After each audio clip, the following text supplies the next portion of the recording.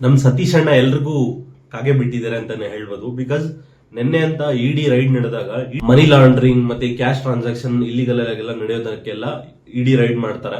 ಈ ತರ ಮಾಡಿದಾಗ ಸತೀಶ್ ಅಣ್ಣ ಅವ್ರ ಮನೆಯಲ್ಲಿ ಏನೂ ಸಿಗ್ಲಿಲ್ಲ, ಇನ್ಕ್ಲೂಡಿಂಗ್ ನನ್ನ ನಾಯಿ ಕೂಡ ಬೇರೆಯವ್ರ ಮನೆಯಲ್ಲಿ ಇಟ್ಟಿರ್ತಾರೆ.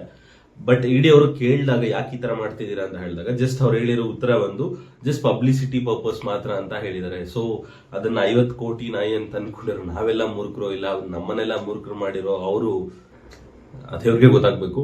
ಅಂಡ್ ಒನ್ ಮೋರ್ ಥಿಂಗ್, ಈ ಮನಿ ಲಾಂಡ್ರಿಂಗ್ ಅಲ್ಲಿ ಮೈನ್ ಆಗಿ ನಡೆಯೋದು ಅನಿಮಲ್ಸ್ ನ ಯೂಸ್ ಮಾಡ್ಕೊಂಡು. ಮತ್ತೆ ಯಾಕೆ ಈ ತರ ಮಾಡ್ತಾರೆ ಅಂತ ಹೇಳಿದ್ರೆ, ಈ ಮನಿ ಲಾಂಡ್ರಿಂಗ್ ಮತ್ತೆ ಈ ಹವಾಲ ಮಾಡುವಾಗ ಒಂದು ಪ್ರಾಣಿಗೆ ಒಂದು ಪರ್ಟಿಕ್ಯುಲರ್ ಪ್ರೈಸ್, ಫಾರ್ ಎಕ್ಸಾಂಪಲ್ ಒಂದು ನಾಯಿಗೆ ಒಂದು 5 ಕೋಟಿ ಕೊಟ್ಬಿಟ್ಟು ಅದು ಬೇರೆ ಯಾರು ತಗೊಳಕ್ಕಾಗಲ್ಲ. ಫಾರ್ ಎಕ್ಸಾಂಪಲ್ ನನ್ಗೂ ನಿನ್ ಕ್ಯಾಶ್ ಟ್ರಾನ್ಸಾಕ್ಷನ್ ನಡಿಬೇಕು ಅಂತ ಹೇಳಿದ್ರೆ ನಾನು ನಿನಗೆ ಮಾರಬೇಕು, ಇಲ್ಲ ನೀನ್ ನನಗೆ ಮಾತ್ರ ಮಾರಬೇಕು. ಅವಾಗ ಮಾತ್ರ ನಾನು 5 ಕೋಟಿ ಇಲ್ಲ 6 ಕೋಟಿ ಟ್ರಾನ್ಸಾಕ್ಷನ್ ಮಾಡ್ಕೊಳಕ್ಕಾಗತ್ತೆ.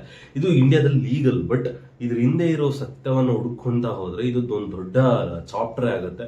ಬಟ್ ಏನೇ ಆಗ್ಲಿ ಸತೀಶ್ ಅವರು ಕರ್ನಾಟಕ ಜನರಿಗೆ ಆರಿಸ್ಬಿಟ್ರು ಅಂತ ಹೇಳ್ಬೋದು, including not only Karnataka but ಇಂಡಿಯಾದಲ್ಲಿ ತುಂಬಾ ಲೈಕ್ ಟ್ರೆಂಡಿಂಗ್ ಆಗೋಯ್ತು 50 ಕೋಟಿ ನಾಯಿ 50 ಕೋಟಿ ನಾಯಿ ಅಂತ.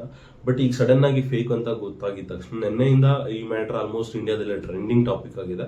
ಹೋಪ್ ನೋಡೋಣ ಇನ್ನು ಮುಂದೆ ಏನೆಲ್ಲ ಆಗುತ್ತೆ. ಮತ್ತೆ ಸತೀಶ್ ಅವರ ಅಫಿಷಿಯಲ್ ಸ್ಟೇಟ್ಮೆಂಟ್ ಗಾಗಿ ವೆಯ್ಟ್ ಮಾಡ್ತಿದ್ವಿ, ಲೈಕ್ ಮೀಡಿಯಾ ಮುಂದೆ ಬಂದು ಏನ್ ಮಾತಾಡ್ತಾರೆ ಅಂತ. ಅಲ್ಲಿ ತನಕ thank you so much, bye.